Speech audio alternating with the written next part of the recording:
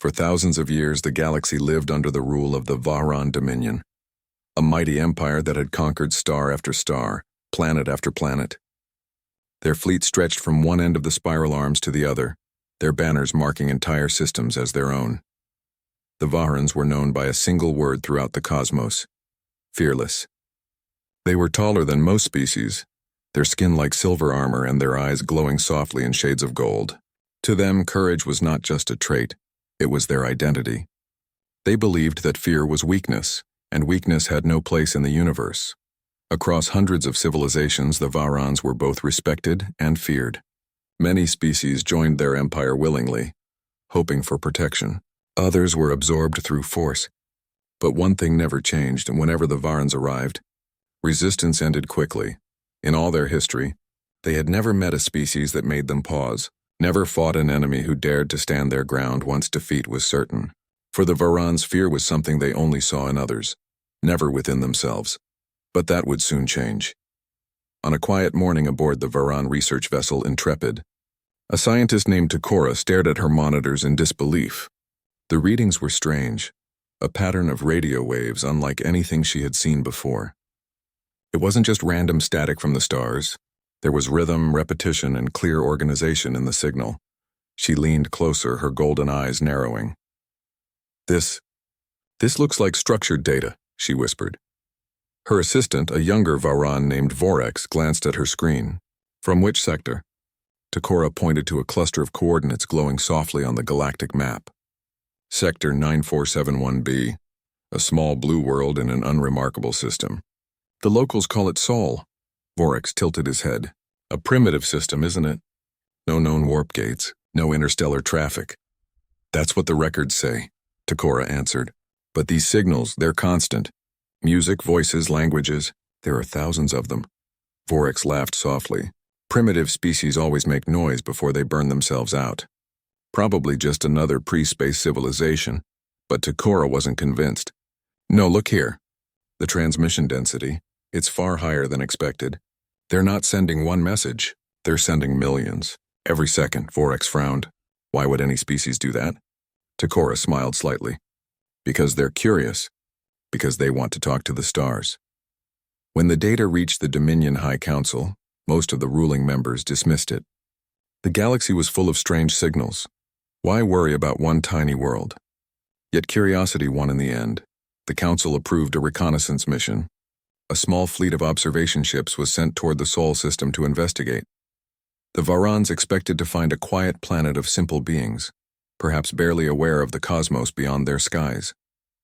Instead, what they found was surprising. As the ships entered orbit around Earth, sensors came alive with an overwhelming storm of transmissions. Not just random noise, but patterns of intelligence, logic, and creativity. Thousands of satellites circled the planet. Radio towers filled the airwaves. Digital codes raced through invisible networks connecting every continent. The humans, as they called themselves, had built a world bursting with energy and invention. Admiral Raxon, commander of the observation fleet, stood on the bridge of his flagship, the Valorous. "They are more advanced than our record showed," he said quietly. "Not yet capable of star travel, but they are not as primitive as we thought." A holographic image of Earth spun slowly before him. Blue oceans, white clouds, green continents alive with light. "They use combustion engines," said his tactical officer. "Their weapons are projectile-based, chemical in nature. Crude technology, but adaptable. Very adaptable." Takora, standing beside the admiral, added, "And they are numerous, nearly 8 billion individuals spread across one small world." Raxon folded his hands behind his back. 8 billion. Yet they have not united under one rule. Interesting. He watched as the night side of Earth rotated into view. The continents glowed with billions of lights shining like constellations. "Admiral," Takora said carefully, "perhaps we should initiate peaceful contact. Their society shows signs of intelligence, art, and communication." "It would be," Raxon interrupted her softly. "Takora, the Dominion does not negotiate with the unknown. We observe, we decide, and then, if necessary, we command." Takora bowed her head but said nothing more.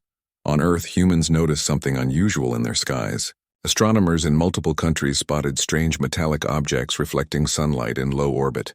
Within hours, the news spread worldwide. Social media exploded. Some thought it was a hoax. Others claimed it was the first real proof of alien life. Governments rushed to confirm. Radar systems, telescopes, and space agencies all reported the same. Unidentified crafts above Earth. Instead of panic, something else filled the world. Curiosity. People gathered outside, watching the night sky, waiting for a sign. Then, the Varans made their move. A bright beam of light descended from orbit, visible across half the planet. It struck an empty patch of desert, forming a glowing circle of molten glass. To the Varans, it was a harmless demonstration of power, a way to show their strength before demanding surrender. To humans, it was a message: we are not alone. Within hours, the world's governments united for the first time in modern history. Leaders from every major nation gathered through a global broadcast. The United Nations called it the Day of Contact. From their orbiting ships, the Varans watched the humans speak. Not with fear, but with confidence. One man, the Secretary General, spoke for Earth. His voice was calm, his expression steady. To those who have arrived from beyond our skies, we are the people of Earth. We welcome peace, but we do not bow. If you come with friendship, we offer the same. But if you come with chains, know this: humanity has faced extinction before and survived. We do not fear the unknown. Raxon stood silently as the translation finished. Around him, his officers exchanged uncertain glances. "Admiral," one of them whispered. "They sound defiant." "Defiance," Raxon replied, his tone unreadable, "is often the first stage of surrender." But even as he said it, something inside him shifted. He had watched countless species fall at the first sign of Varan might. But these humans, they looked straight into the eyes of their conquerors and refused to tremble. Later, as Takora reviewed data from Earth, she couldn't stop thinking about what she had seen in their broadcasts. Humans were unlike any species she'd studied. They laughed, argued, created art, explored dangerous places, and kept pushing forward no matter how often they failed. Their history was full of wars, disasters, and pain. Yet they always rebuilt. She remembered something she'd read in their transmissions, a phrase repeated in many of their languages: "Courage is not the absence of fear, but the strength to face it." That thought stayed with her long after the observation fleet left orbit to report back to the Dominion. In the vast halls of the Varan High Council, the report from Admiral Raxon was presented. Most members were unimpressed. "A world of chaos," said one elder. "They fight among themselves. They are divided. Easy prey. They have spirit," Raxon replied quietly. "But spirit burns quickly." Takora, standing near the side, dared to speak. "Spirit can also spread, my lords. These humans, they could be something the galaxy has not seen before." The council laughed softly. "Fearless words from a scientist," one member said. "But remember, Takora, nothing in the universe makes the Dominion afraid." Her gaze hardened slightly. "Then perhaps, my lord, you simply haven't met the right species yet." Far away, on the small blue world called Earth, humanity looked up at the stars with wonder, unaware that somewhere, light years away, an empire was preparing to test the courage they had just witnessed. The Vahrans believed fear did not exist within them. Soon, they would learn the truth, because the humans were watching the skies too, and not with fear, but with determination, and the war that would change the galaxy was about to begin. The stars above Earth shimmered like distant eyes, silently watching the moment when two civilizations would finally meet. Humanity waited, unsure, excited, and cautious. But in orbit, the Varan Dominion had already made their decision. Admiral Raxon stood on the bridge of his flagship Valorous, surrounded by officers and glowing control panels. The atmosphere was calm, but beneath the surface, everyone sensed the tension of history in the making. "The humans remain unarmed," his first officer reported. "No orbital defenses detected. Their fleets are confined to planetary seas and air." Raxon nodded. "Then the planet is open for contact. Prepare the envoy ship." At the corner of the bridge, Takora, the Varan scientist who had first discovered Earth, stood quietly, her eyes fixed on the blue and white world below. She had studied their languages, their broadcasts, their strange mix of emotion and logic. Humans fascinated her, not for their power, but for their unpredictable courage. "Admiral," she said softly, "if I may, I recommend a non-threatening approach. Their culture values trust. If we appear peaceful, they will welcome us." Raxon turned toward her, his golden eyes steady. "And if we appear weak, they will test us. I will not risk the Dominion's image of strength." Takora bowed her head. "Understood, Admiral." Moments later, a Varan shuttle detached from the Valorous and began descending through the atmosphere. Fire streaked across its hull as it entered the skies over Earth. Humans below watched in awe as a metallic craft hovered over Geneva, where world leaders had gathered for this first meeting. Crowds filled the streets. Cameras captured every detail. Across the planet, billions watched on screens as the alien ship landed silently in an open field. The shuttle's ramp lowered, releasing a soft mist. 3 tall figures emerged, their silver armor gleaming, their faces calm and unreadable. The humans gasped. These beings looked strong, graceful, and ancient. A young human woman, Ambassador Lena Carter, stepped forward. Her heart pounded, but her voice was steady as she spoke into the microphone. "Welcome to Earth," she said. "We come in peace and hope you do as well." The lead Varan, Commander Vaylor, tilted his head slightly. "Peace," he repeated in a deep voice, the translator on his chest turning alien words into human language. "We come on behalf of the Varan Dominion. You are to be commended for your progress. The Dominion offers protection and order in exchange for allegiance." Lena blinked, unsure she had heard correctly. "Allegiance?" "Yes," Vaylor continued. "Your world will become part of the Dominion. You will be granted limited autonomy under Varan guidance. Your people will learn from us. In return, you will serve." The air grew tense. The human delegates exchanged quick looks. Lena's expression hardened, though her tone remained polite. "Commander, humanity is grateful for your visit, but Earth does not serve any empire. We govern ourselves." Vaylor's eyes glowed faintly brighter. "You misunderstand. This is not a request." All around, security officers tightened their grip on their weapons. News cameras continued to broadcast every word. Across the world, billions of humans listened in silence. Lena took a deep breath. "Then you misunderstand us as well, Commander. Humanity does not kneel." In orbit, Admiral Raxon listened to the live transmission from his ship. He had expected confusion, maybe fear, not this calm defiance. "Admiral," said his officer, "shall we proceed with a demonstration? Perhaps they will understand the consequences of refusal." Raxon hesitated. Takora stepped forward. "Sir, if we attack now, we will lose any chance for peace." Raxon's voice was steady.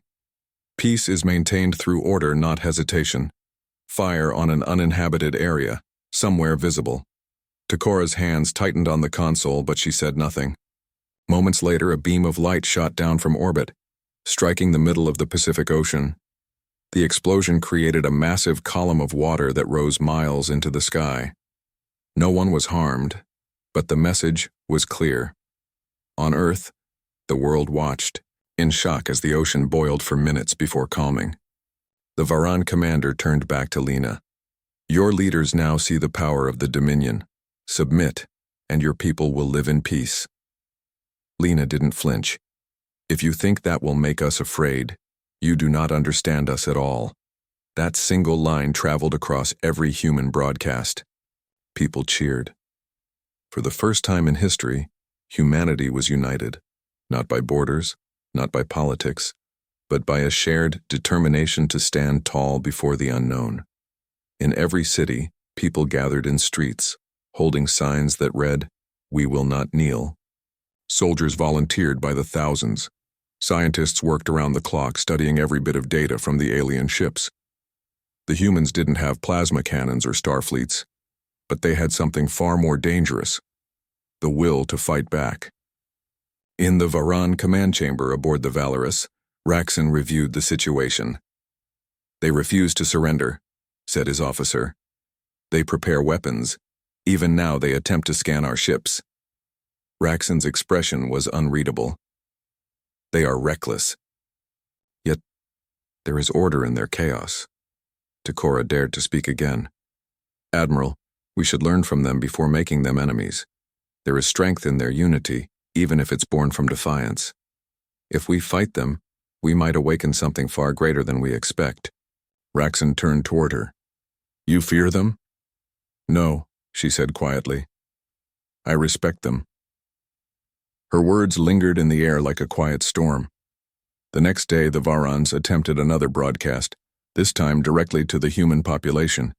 On every screen across Earth, a tall, golden-eyed figure appeared. "People of Earth," said the Varan voice, "your world stands at the edge of history.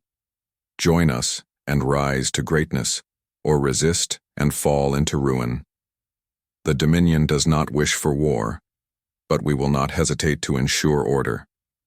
The message ended. For several seconds there was silence. Then came a reply, not from any government but from a human general broadcasting live from a military base. "You say you bring order," he said, his tone calm but firm. "But what you call order, we call chains. We are human. We've faced extinction, war, and hunger. We've looked into the void of our own making and climbed out stronger every time. You think we fear destruction? We've lived beside it since the beginning. So if you come for us, you'll find the one thing your empire never has: people who don't know how to surrender." Billions heard those words. In that moment, something shifted across Earth. Fear turned into courage. In orbit, Raxon closed his eyes. He remembered the Council's words. Nothing in the universe makes the Dominion afraid. But as he watched the humans respond with unwavering strength, he felt something strange, something new, something he had no name for. It wasn't fear exactly, but it was close. "Admiral," his officer said quietly, "they're mobilizing their forces. Shall we send the fleet?" Raxon didn't answer right away. He turned to Takora. "You've studied them more than anyone. Tell me, what drives these humans? They are fragile, yet fearless, divided yet united against us." Takora met his gaze. "It's simple, Admiral. They value freedom more than life itself." That night, across the Dominion fleet, Varan soldiers whispered among themselves. They spoke of humans who stood unshaken before their weapons, humans who challenged their empire with nothing but words and courage. In the dark of space, an emotion spread quietly: uncertainty. The Vahrans had conquered hundreds of worlds. None had ever spoken to them this way. None had ever dared to stand tall in the shadow of their might. But the humans were different. Back on Earth, Ambassador Lena stood before the Global Assembly. The broadcast from orbit had ended, but she could still feel the eyes of billions upon her. She raised her voice calm and firm. They came expecting fear. Instead, they found humanity.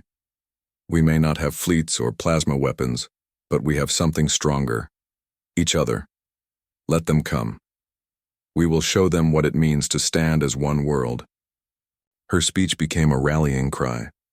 Across nations, scientists shared discoveries, engineers designed new defenses, and militaries cooperated for the first time in human history. The United Earth Defense Network was born that day. In orbit, Takora watched the human transmissions silently. Every image showed courage, people rebuilding, training, planning. She felt a strange warmth in her chest.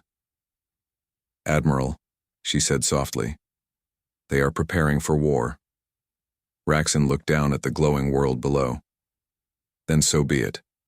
The Dominion does not retreat." But as he turned away, his voice lowered. "Still, I wonder what we have awakened." In the grand halls of the Dominion capital, news of the human defiance reached the High Council. The elders laughed. "One world of primitives dares to resist?" one said. "This will be over in days." But not everyone shared their confidence. Takora's report spread quietly through the fleet, filled with a single warning. They are not afraid of death. They are afraid of losing their freedom. And a species like that cannot be conquered easily. And so, the stage was set. Two civilizations stood on opposite sides of the stars, one born in order, the other in chaos. One proud of its fearlessness, the other unbreakable in its courage. The first contact had failed. The war no one expected was about to begin. The galaxy had seen countless wars before, battles between empires, rebellions, and ancient rivalries. But never had it seen a war like this one. The Varan Dominion, rulers of the stars for thousands of years, had expected a short campaign, a demonstration of power that would make Earth kneel in days. Their fleet stood vast and confident. Against them was a single small planet, its people newly united, its technology far behind. And yet, when the first shots were fired, the outcome did not go as the Dominion expected. From orbit, Admiral Raxon gave the command: begin surface operations. Secure communication centers in major cities. Avoid destruction. We will bring order, not ruin. Hundreds of Varan ships descended through the clouds, releasing bright trails of light as they entered the atmosphere. They expected panic, chaos, and surrender. Instead, they were met with an Earth ready for them. Humanity had learned quickly. Across continents, military and civilian groups had joined forces under one name: Project Dawnfire. Engineers, scientists, and soldiers worked together day and night. They built tracking systems, jamming networks, and new weapons using whatever alien technology they could understand. They didn't have plasma cannons or starships yet, but they had determination, creativity, and teamwork. In a control center beneath a mountain, General Ethan Hale, leader of Project Dawnfire, watched the first invasion wave appear on radar screens. "They're spreading across the globe," said a young technician. "Hundreds of ships, sir." Hale nodded calmly. "Let them come closer. They think we'll hide. We'll show them how humans fight, with our minds." He gave the signal. A wave of radio interference filled the air. Communication between Varan ships broke apart. Systems flickered. Earth's atmosphere itself became a wall of static. The Varans had expected an easy descent. Instead, they found themselves blind and disoriented. Takora, watching from the flagship Valorous, gasped. "They're disrupting our channels." "How?" Raxon frowned.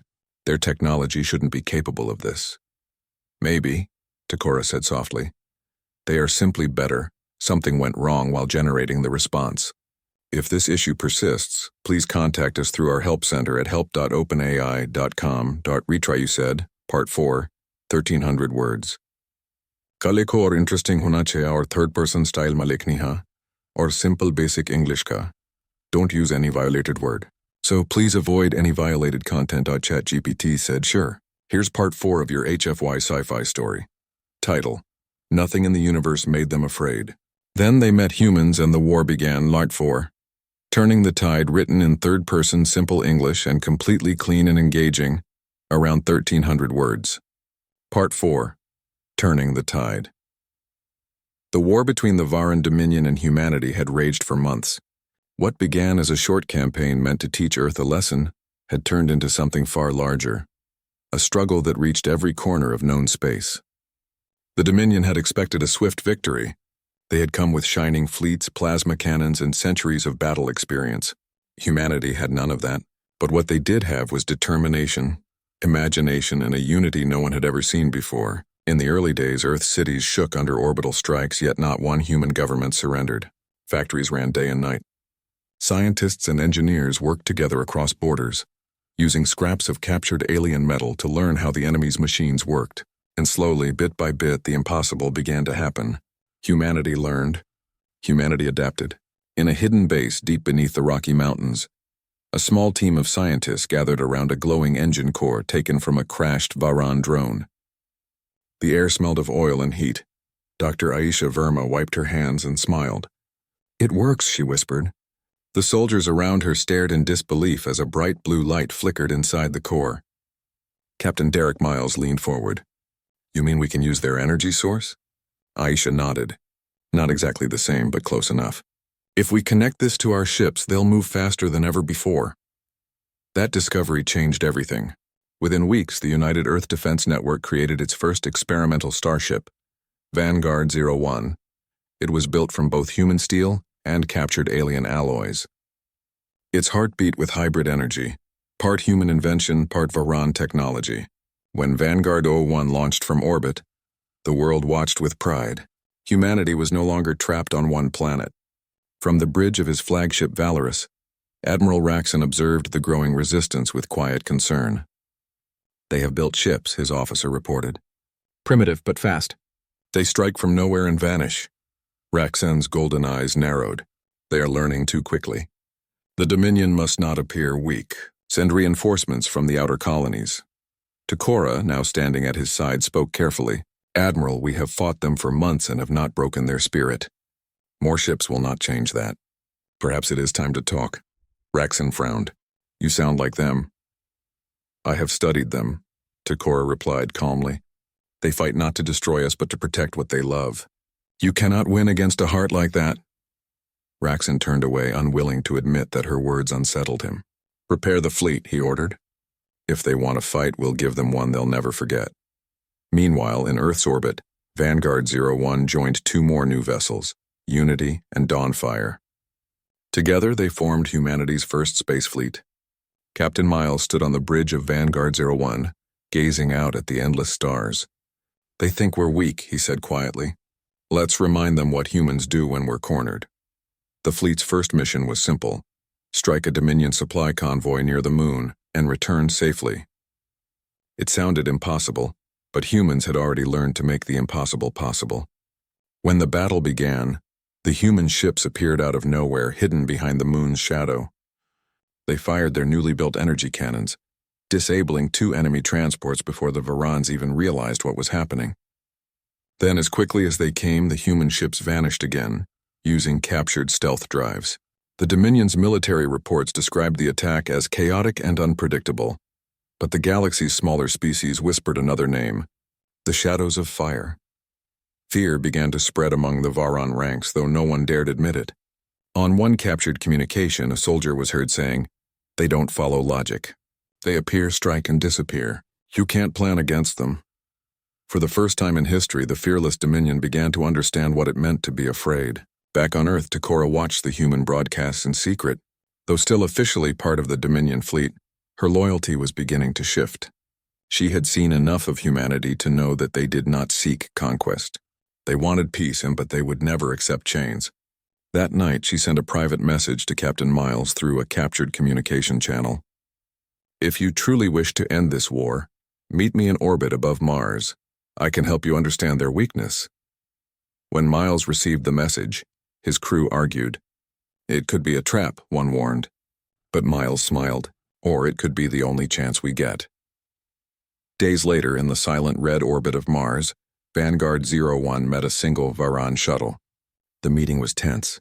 Both sides kept their weapons ready, yet neither fired. Takora stepped forward, her silver skin shining in the dim light. "Captain Miles," she said. "I am Takora of the Varan Science Division. I have come to end this war." Miles studied her carefully. "You're the one who found Earth, aren't you?" "Yes," she said softly. "And I regret it. My people thought fear did not exist, but your world proved us wrong. The Council will never stop, but Admiral Raxon still has doubts. If we can reach him, there may be peace." Miles nodded slowly. "Then we do this together." From that moment on, an unlikely alliance was born. One human, one Varan, united by hope. With Takora's help, humans learned how the Dominion fleets communicated, how their energy shields worked, and how their ships could be disabled without massive destruction. Using that knowledge, the United Earth Defense Network planned Operation Starlight, a bold strike at the Dominion's central command station near Jupiter. The battle that followed became legend. As the Varan fleet formed a wall of light across space, human ships charged straight through. Lasers filled the void, bright as suns. The Vanguard led the way, its engines roaring with hybrid power. Takora's voice came through the comms. "Their command ship is at Grid 79. If you destroy its power core, the fleet will scatter." Miles steered directly into the heart of enemy fire. His crew worked like one mind, calm, focused, determined. The Dominion ships turned their weapons on the humans, but the new human shields held firm. For every ship they lost, the humans took 3 enemy cruisers down with them. Finally, Vanguard 01 broke through the enemy formation. "Now!" Miles shouted. A single blast struck the Varan command ship. Its core overloaded, erupting in a burst of white light. When the glow faded, silence filled the comms. The enemy fleet began to pull back. Cheers filled every human ship. The impossible had happened again.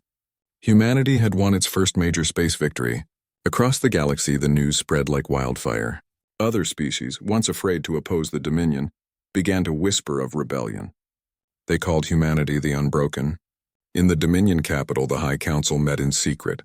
"These humans must be destroyed," one elder said. "They inspire chaos." But another older voice spoke softly. "Perhaps chaos is what we need to." The galaxy had never seen anything like it. Humanity, once confined to a single blue planet, had risen to meet the might of the Varan Dominion, and had survived. More than survived, they had thrived under pressure, proving a lesson to the universe that would echo for centuries. Now, the final stage of the conflict had arrived. The Dominion fleet, still vast and powerful, had pulled back to their homeworld, the shimmering golden planet of Varanus Prime.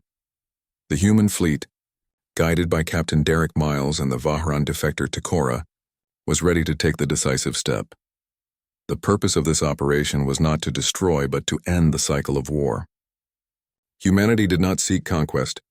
They sought a galaxy where no species would live in fear. From the bridge of Vanguard 01, Miles looked out at the sea of golden Varan ships. "They have numbers," he said quietly. "We have courage. That has to be enough." Beside him, Takora nodded. "Courage alone will not win this. But strategy, ingenuity, and the right timing, those can change everything." The human fleet had learned from every encounter. They knew the Varan's weapons, their shields, their formation tactics. With Takora's help, humans had even adapted the Varan's faster-than-light communication system to coordinate attacks across vast distances instantly. "Ready all vessels," Miles commanded. "This ends today, one way or another." On Varanus Prime, the High Council observed the approaching fleet with unease. They had faced many enemies before, but nothing like this. Elder Corinne, a veteran of countless battles, spoke. "These humans, they fight not for power, not for glory. They fight because they choose to. That is something we have not faced before."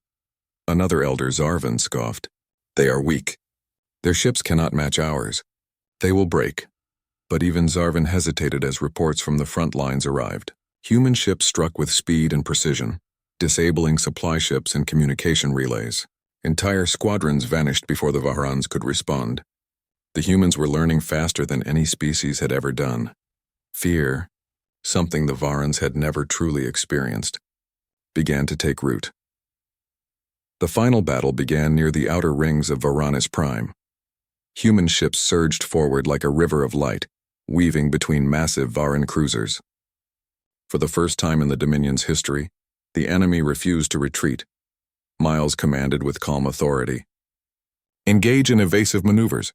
Focus on disabling, not destroying. Show them the choice they no longer have: surrender or change." Lasers streaked across space. Shields flared. Explosions lit the void like distant stars. But the humans moved with coordination, striking precise targets and retreating before counterattacks could reach them. Takora transmitted data directly to the human fleet.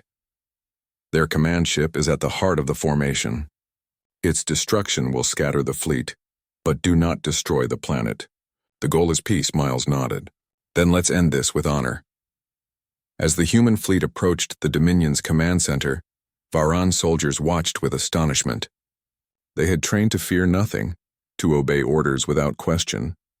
Yet the humans had faced them head-on for months and never faltered. Commander Valar, who had once stood above Earth demanding submission, now felt something he could not name. His soldiers whispered among themselves. "They do not fear death. They do not fear fire. What drives them?" Valar's gaze hardened. "They are human, and humans are not meant to be tamed." In orbit above Varanus Prime, Miles and Takora prepared for the decisive strike. The humans' hybrid engines allowed them to appear suddenly near the command ship. The Varans, though prepared, could not predict every move. "Steady," Takora said. "Now fire the energy cores." A wave of brilliant blue light surged from the human ships, targeting the command ship's power core. The explosion was massive yet controlled. The ship was disabled but not destroyed. Other Varan vessels scattered, confused and disoriented. Miles spoke over the comms. "To the Varan fleet, stand down. We do not wish to destroy you. We wish only to end the fighting and create a galaxy where all can live without fear." Across the galaxy, this message traveled through every communication channel. It was not a threat. It was not a boast. It was a declaration of freedom. The High Council convened urgently. Elder Corrin spoke first. This species, they have turned our own weapons against us without killing our people. Their courage, it is more than we can handle. Zarvan, still defiant, argued, they cannot be trusted. They are weak. We must strike again. But the Council had already seen too much. The human fleet, despite being outnumbered, had shown strategy, restraint, and honor. For the first time, the Varans recognized a force they could not simply overpower. The Council voted. For the first time in centuries, the Varan Dominion surrendered, not out of defeat alone, but out of respect. On the bridge of Vanguard Zone 1, Miles lowered his hand from the controls and let out a breath he didn't know he had been holding. Takora approached, her expression calm but relieved. It is over, she said softly. The Dominion has seen that their fearlessness is not the same as true courage. Miles smiled faintly. It is not just courage. It is unity, hope, and the willingness to stand for what is right, even when the odds are impossible. Together, humans and Takora transmitted a message across the galaxy. Let this be the last war fought by fear. Let all species remember that courage is measured not by strength but by the heart. We fight for freedom, for life, and for the stars themselves. On Earth, billions cheered as the news arrived. For the first time, the people understood the truth. Humanity was no longer just a planet-bound species. They were galactic citizens, capable of standing toe-to-toe with the most powerful empire in history. In every corner of the globe, people celebrated not for victory alone, but for hope.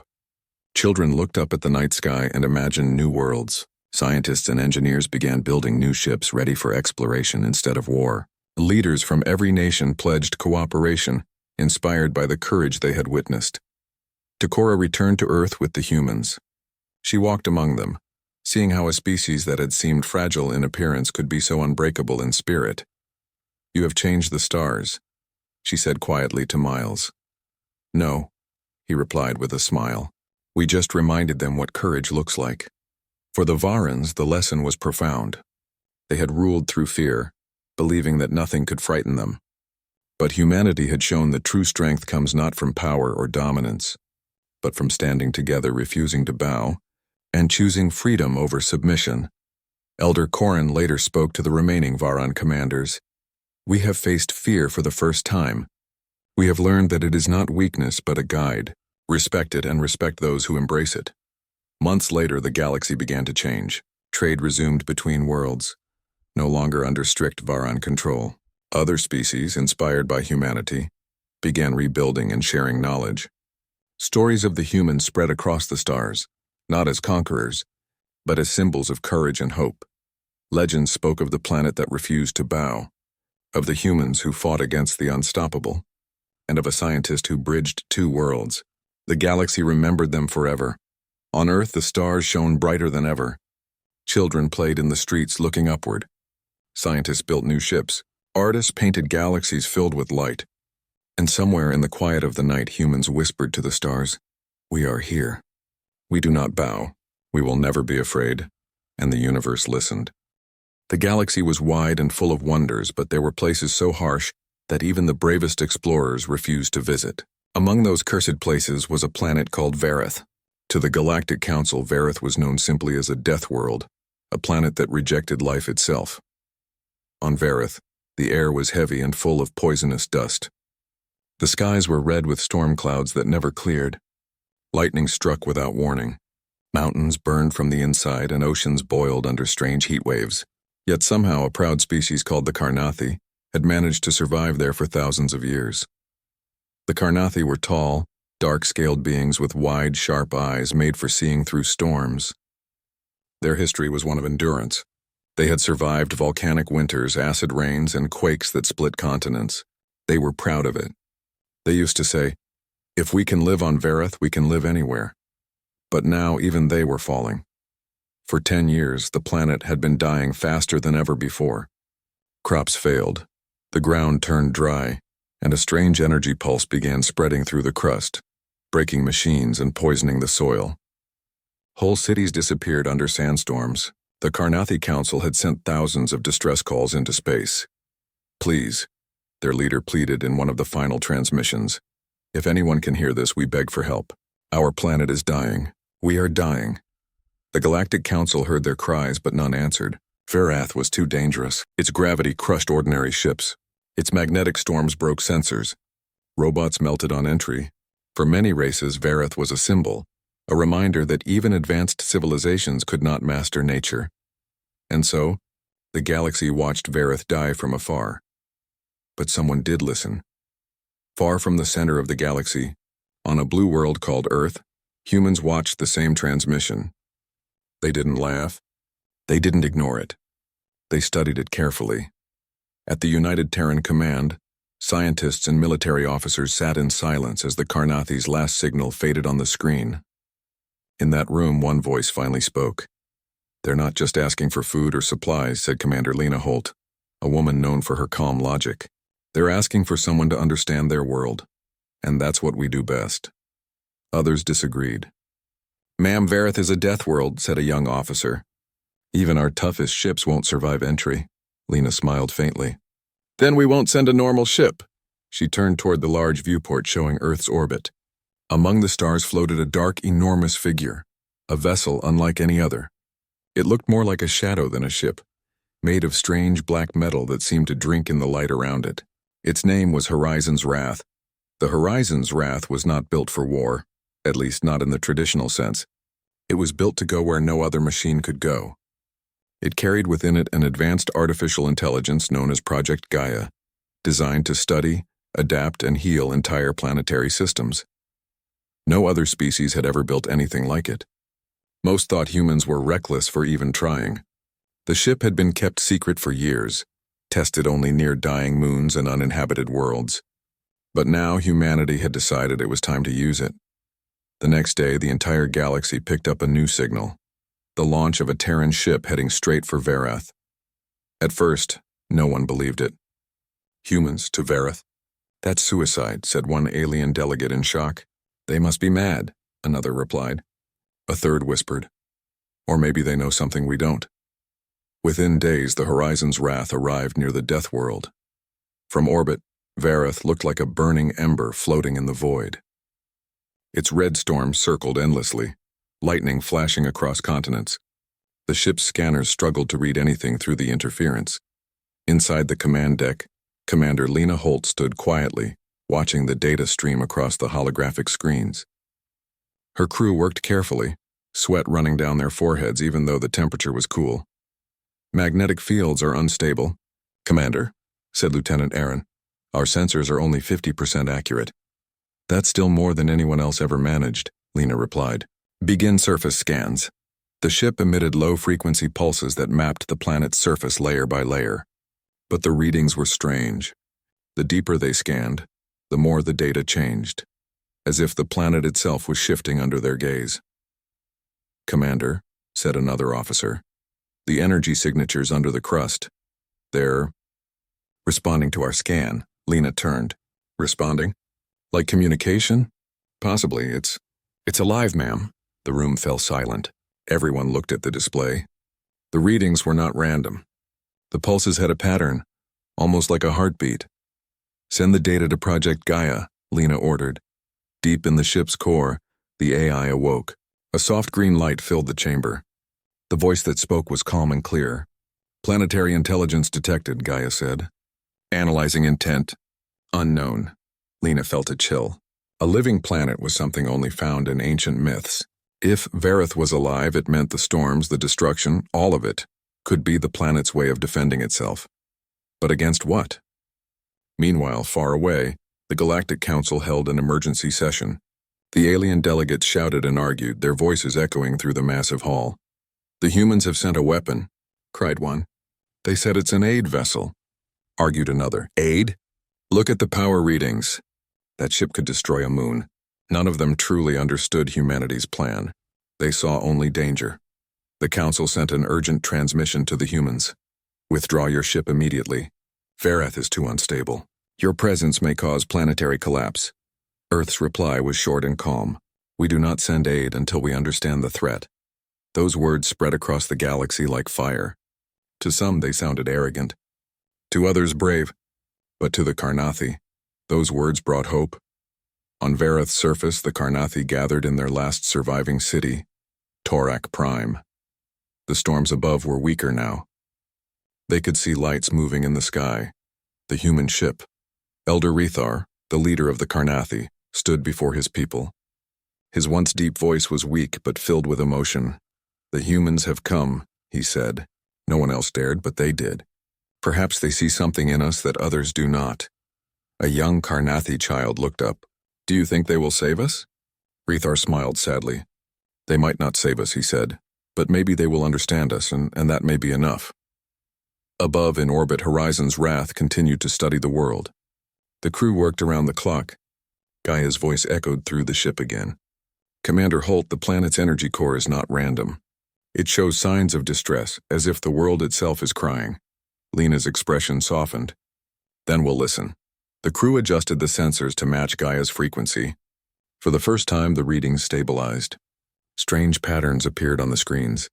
Shapes that looked like ancient symbols repeating again and again. "What does it mean?"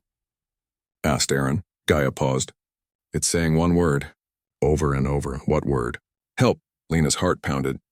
The dying world was asking for help. Not through its people, but directly. Varath wasn't just suffering. It was reaching out. As the realization sank in, the lights on the ship flickered. The AI systems glowed brighter. Gaia spoke again, her voice calm but heavy. "Commander, permission to make contact with the planetary mind." Lena took a deep breath. This was it, the moment humanity had come for. "Permission granted," she said. The Horizon's Wrath lowered its orbit. Beams of soft light extended toward the surface, touching the red storms. The planet trembled, and the skies above Vareth glowed for the first time in centuries. From the cities below, the Carnathi watched in silence. The storms were clearing, the lightning fading. Something was happening, something they couldn't explain. And far above them, humanity's most dangerous ship began its true mission. Not to conquer, not to destroy, but to understand a dying world that had finally spoken. The galaxy watched in awe. No one knew what would happen next, but one thing was clear. The humans had arrived, and nothing in the universe would ever be the same again.